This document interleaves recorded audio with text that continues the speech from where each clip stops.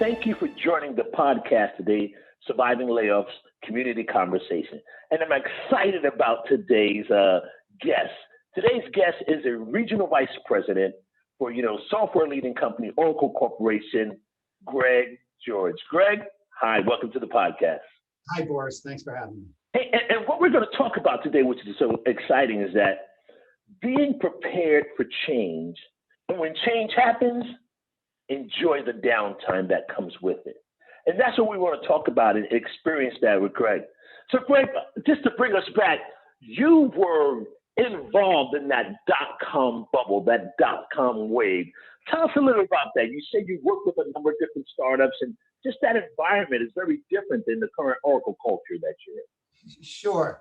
Back then, working with these dot-com startup companies, it was a hit or miss, right? So you're going from a company to company, a 3-year span.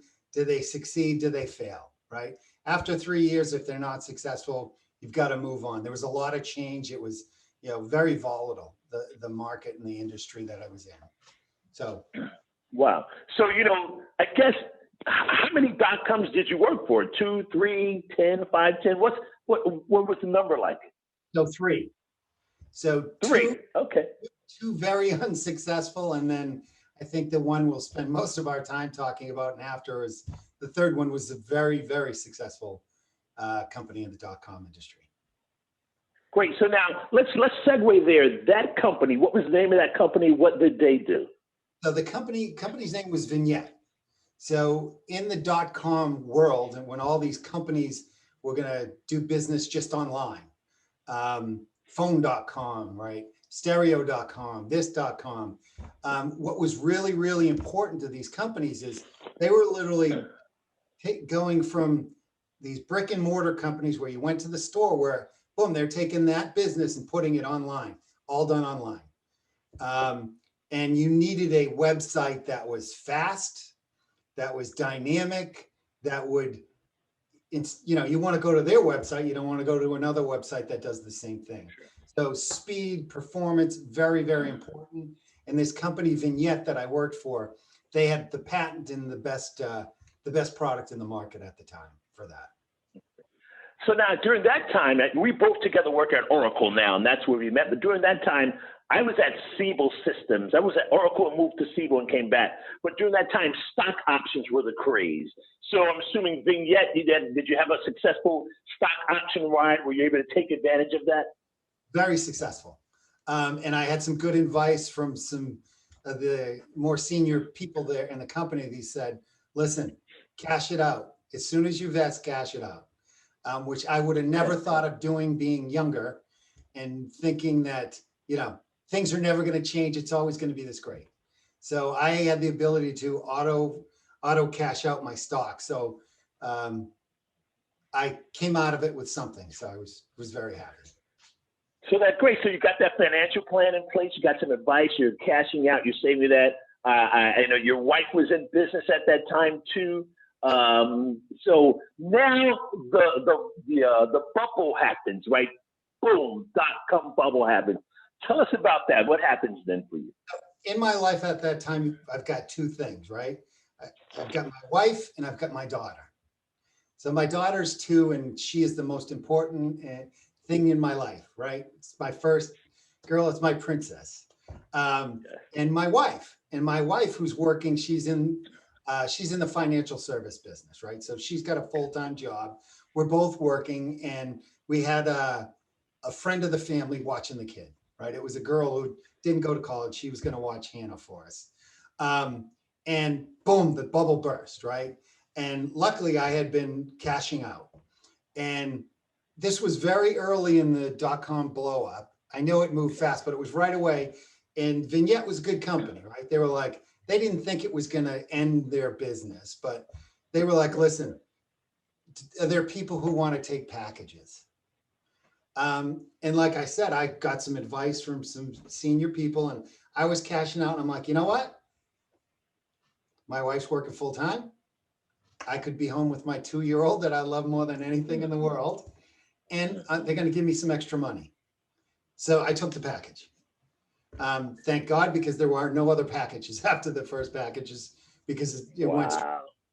So So here you see this opportunity, right? And hey, I got a 2 year old. My financial planning is going great, right? And I'm also know that you're thinking, hey, if I have to come back, or when I have to come back into the market, I guess you've had success. You were confident about your ability to find a new opportunity, a new career opportunity. but I also looked at it as like, listen, I'm going to have some downtime here. Let's enjoy it, right? I'm not going to have this opportunity again. So I took it. So let's talk about that because that's what really motivated me to have you as a guest, right? Because so many people stress. You live your life at 100 miles an hour, and here goes this downtime. And you saw that and took the opportunity of it, and that's what I want to encourage people. Right, change is going to happen. Take advantage of this downtime. So my understanding is you're spending time with your daughter. You're out on the boat fishing. You're playing golf. First, take me to the boating story because I think you actually have a marine fishing industry that came out of that, a business that came out of that. Right behind me is the thing on the wall. It's Powder Point oysters. So when all this was going on, and I took the downtime, first of all, it doesn't end up really what you think it's going to be, but definitely enjoyed it. So what I ended up having the ability to do was work with my brother to start a company. And the company was an oyster company, which I'm up in the Northeast in the Massachusetts Bay, and it's a farming business because oysters don't grow here. They have to be seeded. So every year you have to seed them and you grow them. So excellent experience. My brother's been very successful with it.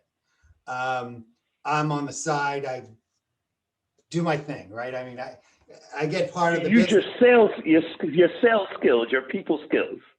That was my ability to help get us involved with some of the oyster fests that go along, make sure we had good booths, make sure we were successful, which very, very successful. Won one of the oyster fests as soon as that happened. Great. My brother's been lucky to every oyster that grows is already sold. So once it comes out of the water, it's gone and it's shipped. So that was awesome. You got to share with our audience about your life-changing event that got you out of the water, your Paul Newman movie story. So share that one with us. I'll share this. This is one of the things that made me realize that I am a enterprise software salesperson at heart, and that's what I do, and I've been doing it, for over 30 years now. But so part of the oyster business is you get a grant out in the bay. In this where we are, it's in Duxbury Bay. He had 3 acres. You go through the town and they assign it to you. They measure it. They make sure there's nothing else living on it, so you're not killing anything, so you can farm the oysters. So my brother had his grant going already. I put my grant right next to his, and we were getting ready to walk my grant. And literally, so I'm now thinking, okay, I can be part of the business with him and grow the business. Now that I'm not a software salesperson anymore, and all I have to do is take care of my 2-year-old and things will be great. Well, I sunk into the mud when I stepped in because the grant where you have is at high tide, it's 10 feet underwater, and at low tide, there's no water. So when you walk the grant, it's dead low tide. That's really important in this story. So I step off the boat, which we probably 6 inches to where we got where there was nothing. The boat stops. It's like a Carolina skiff boat. It takes an inch of water.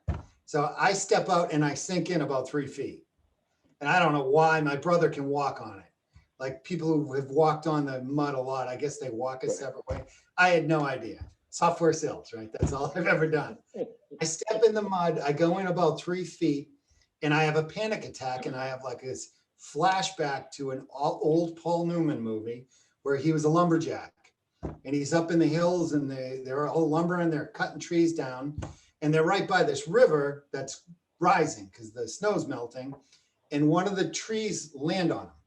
Doesn't kill him, but pins him. And the water goes up and he dies. right? So he ends up dying. So I think I'm going to die. This was like 20 seconds. And I literally get up and I'm like breathing. And I told my brother, who had only walked 15 feet, I'm like, that's it, I'm out. I'll do it from home. I'm not going to do this. And he says, are you effing kidding me? I mean, because that's my brother. And I'm like, no, I'm not kidding you. I'm panicking.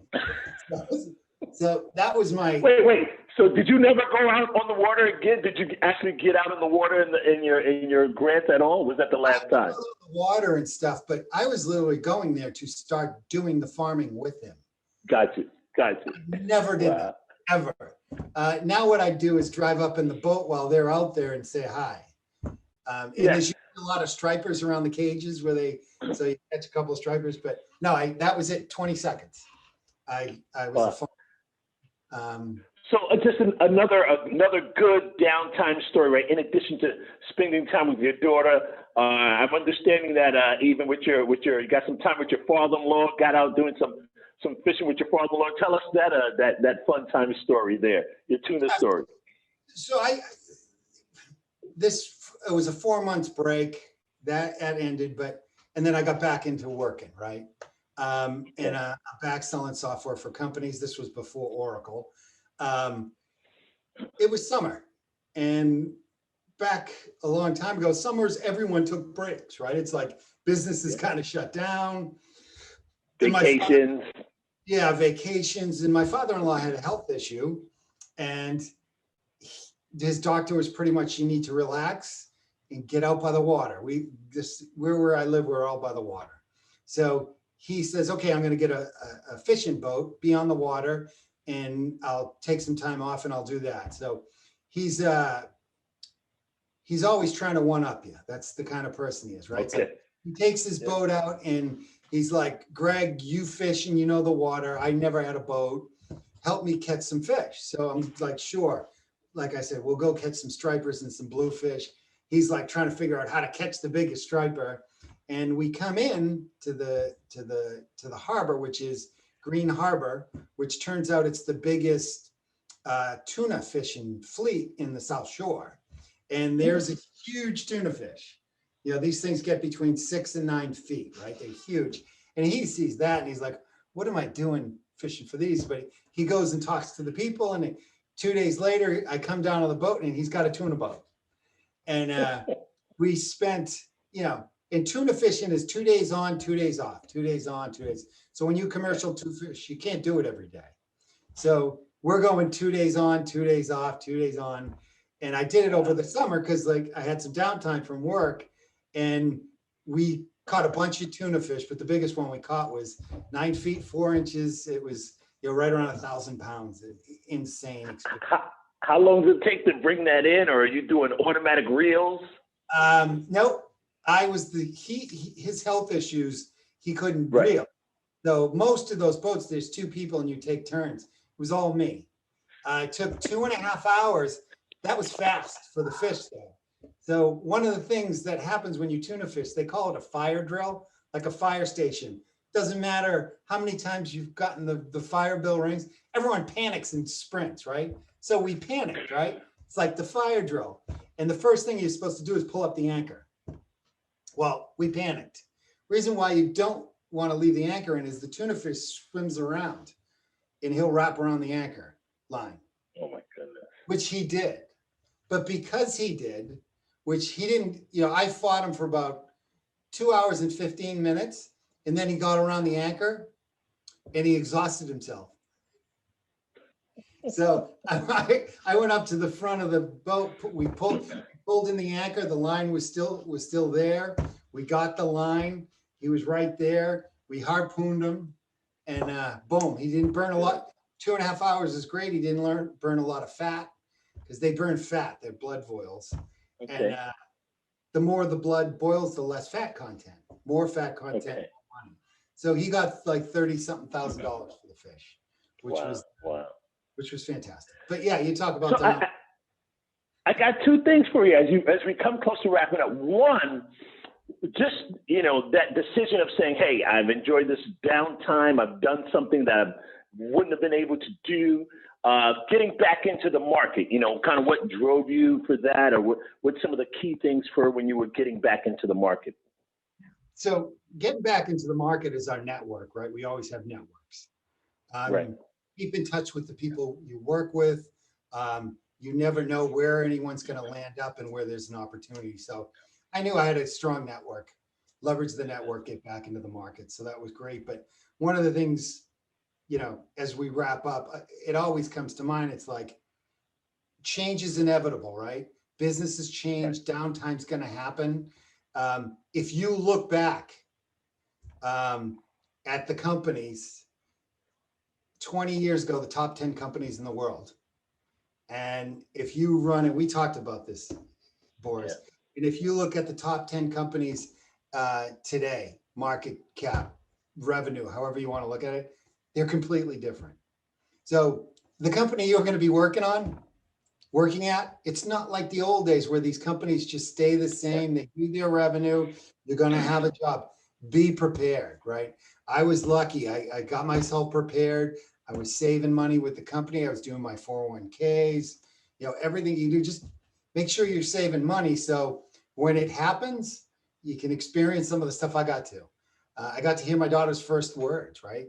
So, like, that would have never happened today. Like, I come home Friday night from traveling all week. So it's like, what can you do? But well, Greg, I appreciate that. We're having this conversation because of my new book that I released over the Thanksgiving holiday weekend, which is Surviving Layoffs, right?